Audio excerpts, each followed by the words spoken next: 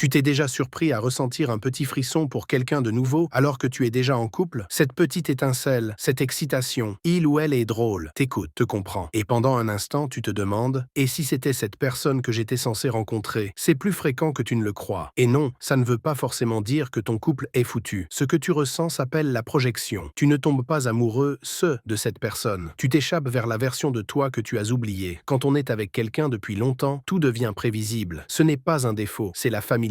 Et plus quelque chose est familier, plus ton cerveau filtre le positif et amplifie les petits agacements. Puis quelqu'un de nouveau arrive et soudain, tu te rappelles ce que ça fait d'être vu, vraiment vu. Si tu veux aller plus loin, on a écrit un livre sur la psychologie et le cerveau. Un guide clair, sans blabla, pour comprendre ce qui se passe dans ta tête. Tu peux le retrouver dans la bio si ça t'intéresse. La vérité, c'est que tu ne cherches pas quelqu'un de mieux. Tu cherches quelqu'un qui voit la version de toi que tu regrettes ou que tu veux redevenir. Cette étincelle ne parle pas d'eux. C'est un miroir qui reflète la partie de toi que tu as mise de côté. Alors, avant de courir vers la nouveauté, prends un moment. Pas pour nier ce que tu ressens, mais pour le comprendre. Parce que si tu fonces trop vite, tu risques de passer à côté de la vérité la plus importante. Le problème n'a jamais été eux. Il était enfoui en toi.